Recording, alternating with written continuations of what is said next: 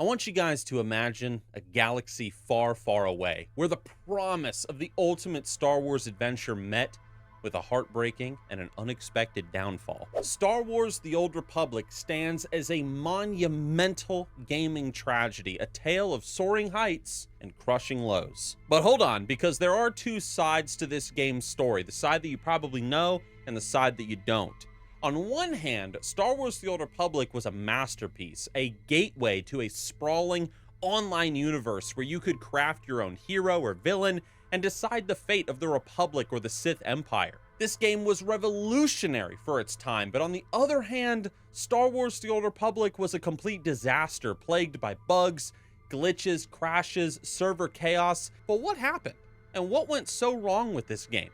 That's what we're going to talk about today. And of course, we want to also talk about something that was far more sinister at work behind the scenes during SWTOR's development, an influence who many would argue is the reason for this game's downfall and ultimate death.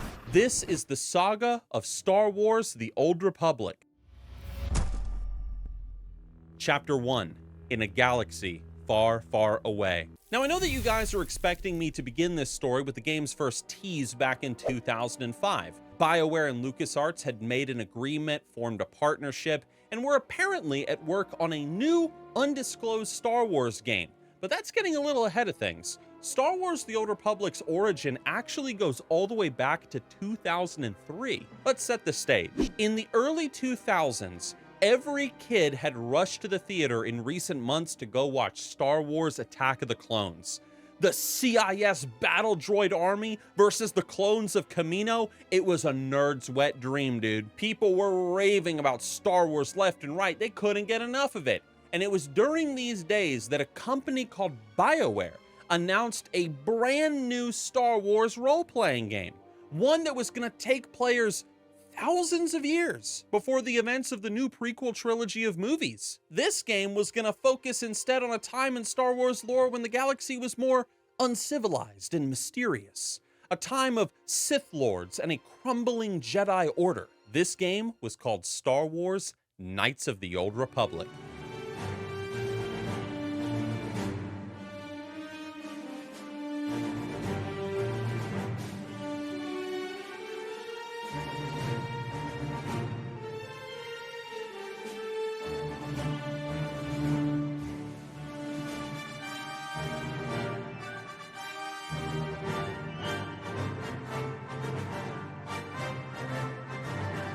Most likely you guys have played KOTOR before, but if you haven't, let me just say a few things. Knights of the Old Republic, the first game, is considered one of the best Star Wars game ever made, and it certainly is considered the best Star Wars RPG. Do not be put off by this game's dated graphics. This game features a storyline that rocked the entire Star Wars community, introducing them to the Sith Lord, Darth Revan, and his apprentice, Darth Malak. This game has a story of exploration where you're trying to save the galaxy. There's a doomsday weapon on par with the Death Star, romance action, a massive gaming twist that left everybody's jaws on the floor. Knights of the Old Republic's reputation is well earned with its 9.5 out of 10 star rating across multiple websites. This game was amazing. Okay, it was fantastic. In 2004, though, a sequel to KOTOR was released called Knights of the Old Republic 2, The Sith Lords. Set 5 years after the events of the first game, KOTOR 2 focused less on a dark side versus light side traditional Star Wars story, and instead it leaned into a richer plot whose writing was perhaps admittingly a little too deep for kids during that day. KOTOR 2 explored the failures of the Force, of the Jedi Code, of the Sith Code, and revealed just how flawed and broken the Star Wars universe was because of the Force. Now look, most kids just wanted to smash droids with lightsabers, so this whole deep and philosophical story, it wasn't as appealing as the first game. But KOTOR 2 still did really good as a game. Not as well as the first, but still good despite the issues that surrounded its development, but that's a video for another time, the struggles that went into making the sequel. Let's get to Star Wars: The Old Republic. The point is, the idea of an earlier era of Star Wars was now well established in the minds of the fans. and Star Wars Episode 3 had not even been released yet. Nowadays, it wasn't all Darth Vader and Rebels and Empire anymore for people. The Old Republic was now a common household topic of discussion among Star Wars fans. Darth Sion, Darth Nihilus, the Jedi Exile, Revan, HK-47, these characters had become just as beloved to the fans as those in the films. If you weren't there, guys, you don't understand. Like, Knights of the Old Republic was just everywhere. People loved these games. And it was because of that success that LucasArts and Bioware started talks about a follow-up game to the events of KOTOR 1 and 2. A game that was going to be much larger in scale, something to set a new standard in the gaming industry, just as KOTOR 1 had done years ago with its RPG. So in 2005, LucasArts and Bioware announced this new partnership of theirs. They teased that they were working on a new and undisclosed project, and a new hope echoed across the Star Wars fandom. The last time that Bioware and LucasArts had worked together, we got one of the greatest RPGs ever made, so who knows what sort of epic idea they had in store for us next. Chapter 2. I've got a bad feeling about this. Bioware looked at the success of KOTOR 1 and 2 and felt that they could do better. They wanted to keep that epic scale storytelling that they were known for, but they wanted to do it in such a way that the galaxy itself matched the scale of the narrative. But how do you do that? So originally the idea on the table was, of course, a sequel to Knights of the Old Republic 2, a third single-player RPG set again in the Old Republic era after the events of KOTOR 2, but this idea apparently wasn't ambitious enough for Bioware. Instead, the company decided to lean towards a genre of games that were growing rapidly in popularity in the early 2000s, the MMORPG. You see, in 2004, the same year that Knights of the Old Republic 2 had come out, World of Warcraft had hit the stage and was now dominating the PC gaming market. And with players paying Blizzard $15 a month to play the game, World of Warcraft was a cash cow that was too successful to ignore for game developers. They saw WoW's success, they wanted a cut of the pie. Here we go. Perhaps KOTOR 3 had been the original idea, but it was scrapped for something even bigger. LucasArts and Bioware were going to work together in order to create a game that would become a rival to World of Warcraft. One perhaps that could even dethrone this King of MMOs. Instead of a third RPG, Knights of the Old Republic would be reorganized into the first galactic MMORPG, and it would be called Star Wars: The Old Republic.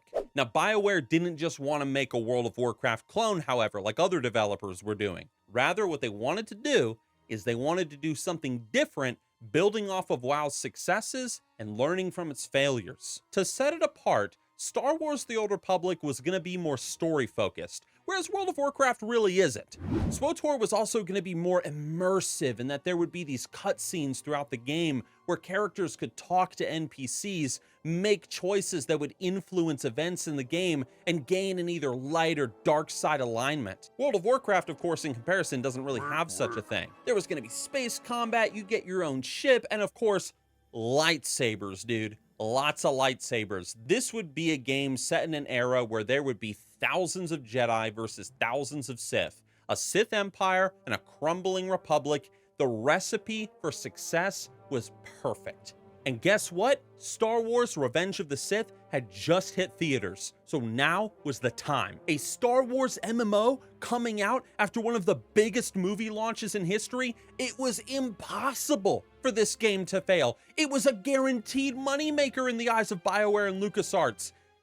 But there was only two problems. The first being, the fans weren't exactly happy with the idea of this new game. You gotta understand that KOTOR was beloved as a single-player RPG franchise, so when the news finally dropped that instead of getting KOTOR 3, we'd be getting an Old Republic Star Wars MMO, a lot of people were unhappy about this. In fact, to this day, people are still unhappy about this decision, claiming it to have been a terrible one on BioWare's part. But other than fans being outraged at this decision and extremely skeptical that BioWare could even pull off an MMO, there was another big problem, and that was money. To make this game, BioWare had established a large team of developers, writers, artists, designers, programmers, voice actors. They had even enlisted the help of a whole new studio, Bioware Austin, which was founded in 2006 specifically to work on this new MMO. The problem, however, was the cost of doing all of this. To create such an ambitious MMO, this was going to demand a large sum of cash, which is something that Bioware had a decent amount of, but not enough to pull off the scale of the project that they were attempting to do. And this is when something happened that created a great disturbance in the force. Bioware was already working somewhat with the company EA, Electronic Arts, but in 2007, EA acquired Bioware as a whole, as a part of their strategy to expand their portfolio of games and genres. And when the news came out that EA was now involved in the development of Star Wars: The Old Republic, fans were not happy. Why, though, you might be wondering, do people not like EA so much? Okay, some of you might not know. Well, there's quite a long list of reasons why, but we're just gonna go through a few, okay? First of all, EA is notorious for their monetization attempts of video games. They love adding microtransactions to their games, loot boxes, and other garbage into the games that they touch in order to churn out a bigger profit from their player base. Second, EA is completely fine with releasing games that are filled with bugs, glitches, performance problems. It don't matter. They'll just make claims that, oh, we'll get that stuff fixed later on, and they'll kind of fix it, but they usually never do. Third, EA cares nothing for their game developers. They will shut down studios that they've acquired as soon as they feel that studio has ran its course or is no longer earning big profit for the company. Simply put, people despise EA to the point that this company has even received rewards as being one of the worst companies in America. These were the guys that now had control of Star Wars: The Old Republic. You can only imagine how people felt about this. BioWare needed the money. EA needed to absorb more companies for their own profit. The recipe for success had now become a recipe for disaster in many people's minds. Already, SWTOR was dead in the water, and memes started to flood the internet of the game being called Tortanic. Overall, this game was costing over $200 million. $200 million was being invested into the development of Star Wars: The Old Republic. This was the most expensive game ever made during its day, but it's too big to fail, many people would say, giving even more merit to those Tortanic memes, constantly mocking people's enthusiasm for the game. Guys, to say that EA's acquisition of BioWare had a negative impact on SWTOR in terms of its reputation alone, that would be an understatement. But the thing is, people had no idea just how bad things really were going to end up being. Chapter 3, Development Hell. As I mentioned just a moment ago, over 200 million was being sunk into Star Wars: The Old Republic. So BioWare, LucasArts, and EA, they were doing everything in their power to make the development process as smooth as possible. And these guys were certainly doing everything they could to generate hype for this new game. It was a common practice. BioWare was calling in fans of KOTOR, MMOs, or even just general Star Wars fans who weren't really gamers to check out this new game, The Old Republic, to get their feedback on it so far.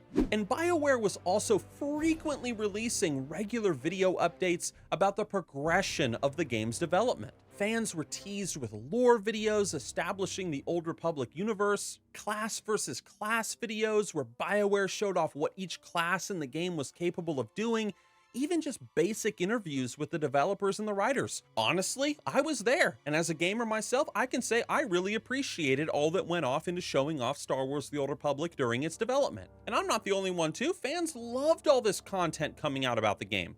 There was genuine excitement for the Old Republic despite, whatever worries existed. However, there was a dark side to this stage of the development that was both seen and unseen.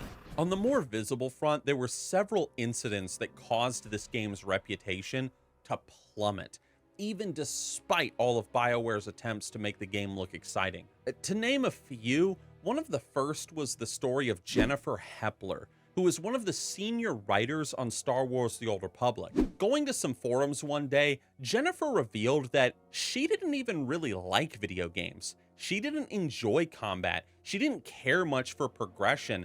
and really seemed to only be focused on one thing, and that was encouraging the addition of more LGBTQ characters to the games that she worked on. A senior writer who doesn't even like video games? This caused such a backlash that this woman was driven off Twitter and other social media platforms due to the community referring to her as Hamburger Helper, as a play on her name.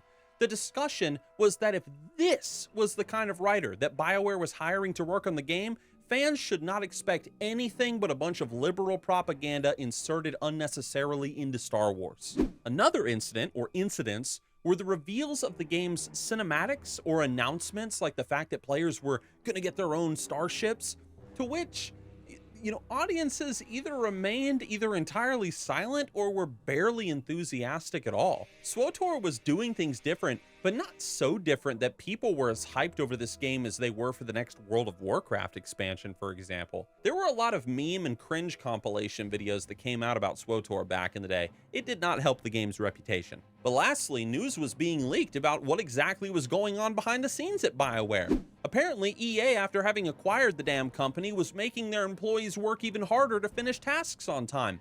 Bugs were being ignored with statements of, "Oh, we'll fix that after launch," and feedback on the game was not as positive as people had hoped. Even the game's graphics were still under attack throughout all of its development, by both players and internally as well. People were saying the characters looked too cartoony. They looked like Play-Doh at best. Let's put it this way.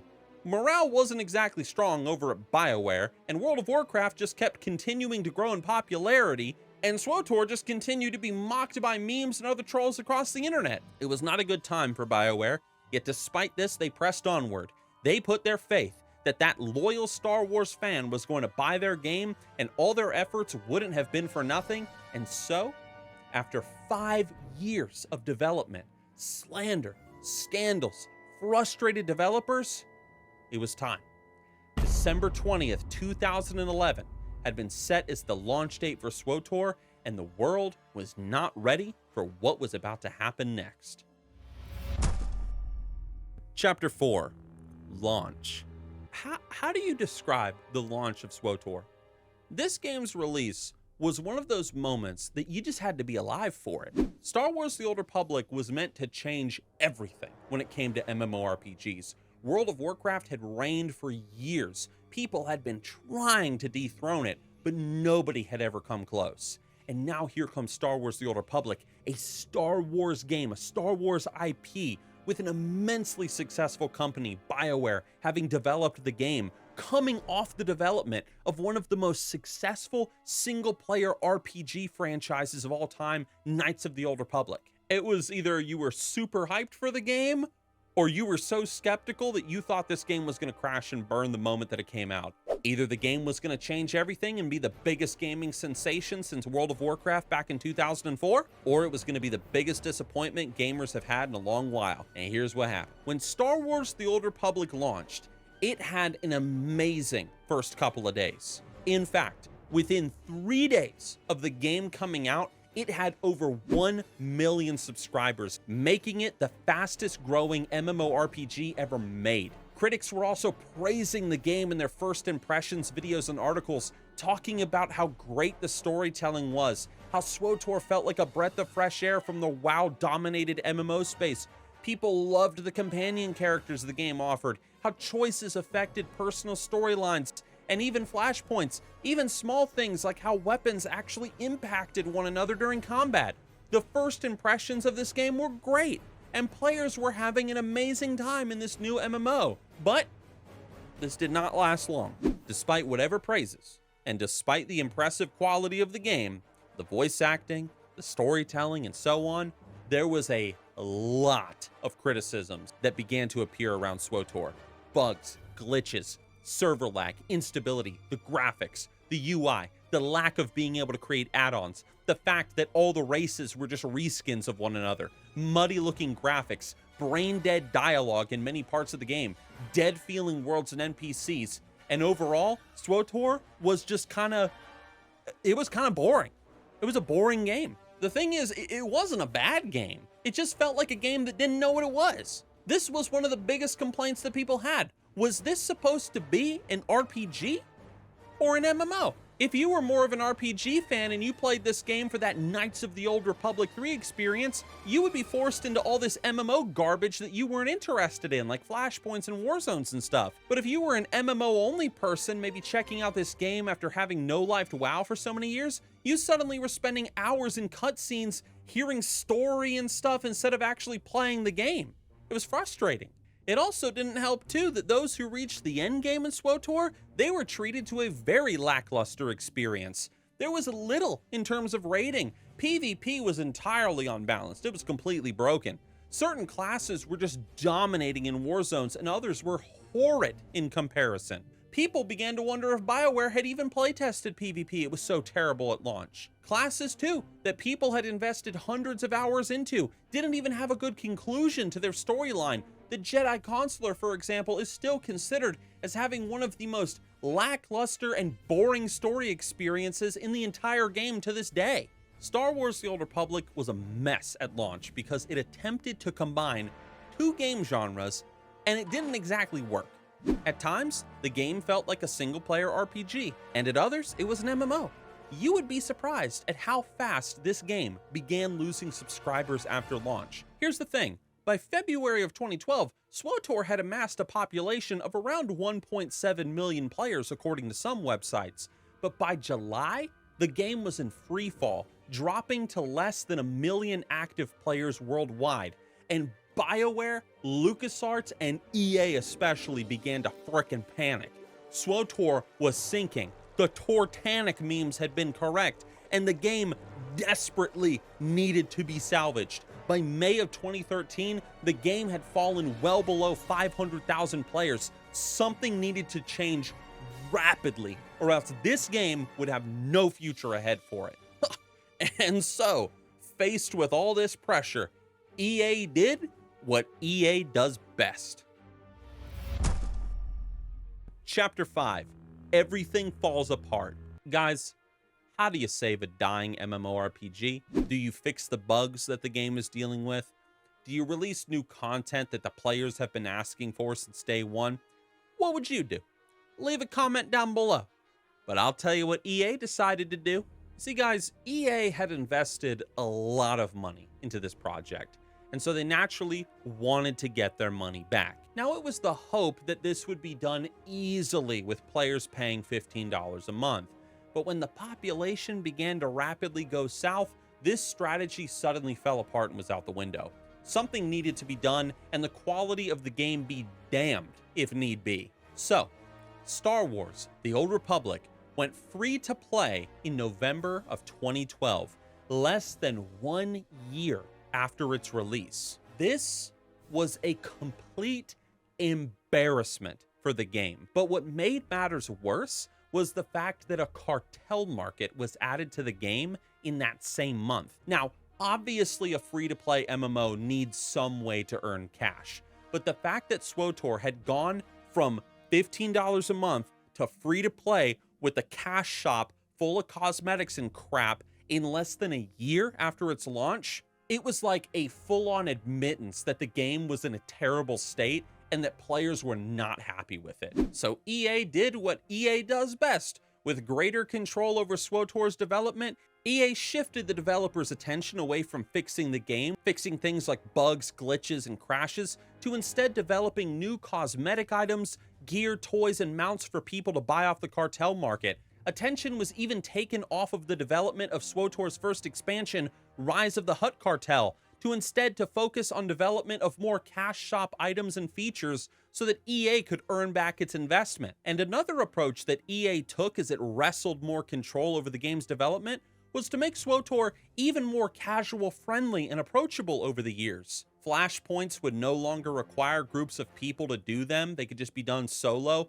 Planet quests weren't necessary anymore, you could just level solely through your class storyline. The game's core mechanics were simplified, like how you no longer chose a subclass at level 10, but instead a character creation. Companions no longer had unique roles, they could do everything, tank, heal, DPS. Leveling and making money became vastly easier and faster to do. The game became borderline brain dead, let's put it that way. But you know, the thing is, this actually kind of worked. After going free to play and shifting to this new model and approach, SWTOR actually became a profitable game according to some sources despite its dying population. Players were keeping the game alive by buying up cosmetics and other items in the in-game shop, and development was able to return to the game's first expansion as well as fixing major issues. So good job, I guess. But the damage had been done. SWTOR's launch had been amazing, sure, at least at first, but it had quickly collapsed and became a disaster. On the player side of things, most people expressed great disappointment in the game, having been excited for the release for years, believing this to be the next big MMO to hit the market after WoW. Then there were those who weren't just simply disappointed, they were pissed off, saying that Bioware had made a massive mistake in pursuing an MMORPG rather than making Knights of the Old Republic 3, which is what everybody was asking for in the first place. Nobody had asked for KOTOR to become an MMO. Nobody had wanted to see this happen, but Bioware and the people that worked for him, they were accused of having just succumbed to simple greed. Their fans felt cheated and disrespected, and this was a hit to Bioware's reputation that still has not recovered to this day. Chapter 6. The Slow Death of Star Wars: The Old Republic. It was on April 14th, 2013, that the Old Republic released its first ever expansion, Rise of the Hutt Cartel. And this was during a time when the game needed a massive win. It needed an expansion that was going to continue the storyline of the Empire versus Republic conflict. SWTOR needed the game's bugs fixed. The crashes needed to stop. The overall jankiness of the engine needed to be repaired. The Old Republic was in desperate need of a win. But instead, Rise of the Hutt Cartel was met with an overall, reception. It was certainly alright from a gameplay perspective. The voice acting was top notch, but Rise of the Hutt Cartel, it did barely anything to bring veteran players back or attract new ones. Who the heck cares about Hutts? And most of the publicity that Rise of the Hutt Cartel was getting during these days wasn't about its gameplay or its balancing or the game being turned around. It apparently was how well or how poorly homosexual relationships were done and written in this expansion. Following the Rise of the Hutt Cartel expansion, SWTOR saw other additions to the game, ranging from smaller expansions to the game like Galactic Starfighter and Strongholds, to larger and more ambitious projects like Shadow of Revan, which was a Hail Mary on Bioware's part to hopefully draw in some original Knights of the Old Republic fans with some Darth Revan fan service. It didn't work. Something had to change yet again, fellas, because by this point, be it a smaller expansion or a larger one, Star Wars: The Old Republic was not growing, and the developers were not exactly sure how to attract new players. So what happened next was, admittingly, looking back, probably a very smart move. An idea was put forward by the developers to possibly shift SWTOR away from being so much of an MMO and to make it more like a single-player RPG. The game had always struggled with this identity issue since launch, so maybe at last choosing a side would be good on Bioware's part. Single-player storytelling is what they knew and what they did best, so the expansions that released after Shadow of Revan were a lot more familiar to a single-player role-playing game. Skip ahead, Knights of the Fallen Empire dramatically changed the leveling feel of SWTOR, with higher quality cutscenes, higher quality voice acting. Player choices dramatically changed the outcome of events now as you progress through the expansion, and Knights of the Eternal Throne only added to this. Later on, Star Wars: The Old Republic saw the Onslaught expansion hit shelves, as well as Legacy of the Sith in 2022, the game's most recent expansion. This changed to focus more on the storytelling rather than the MMO-ness of the game. For some people, this was immensely welcome. So many players during these days were treating SWTOR like a single-player RPG anyway due to its dwindled and near-dead population, so the MMO element was pretty much gone overall anyway. The new characters introduced to the game in these new expansions were interesting and exciting to interact with. Bioware was also releasing some A+ full CGI cinematics to help promote these expansions. The game seemed to be in a decent position. At least that's what people thought. SWTOR certainly wasn't what it was at launch any longer, but there still was an active population in the game, mostly consisting of role players. The community might have been small, but it was still active, it was tight-knit, and despite the game's still present bugs and problems, there is a loyal fan base who plays this game, helping to fund it and keep it alive through the cartel market. However, I'm sad to say, regardless of whatever population the game still has, despite whatever money SWTOR has been making, Bioware, they finally had to pull the plug at some point on this nearing death MMO. Guys, you're going to have to click on the video on your screen right now to conclude the story of what has happened in the past few months to Star Wars: The Old Republic. It was a game that was meant to revolutionize gaming and be the next big MMO. Now it's been reduced to what you're about to watch next. Get ready to experience some feels, though, if you decide to watch the conclusion to Star Wars: The Old Republic, because as of recently, everything in SWTOR is about to change.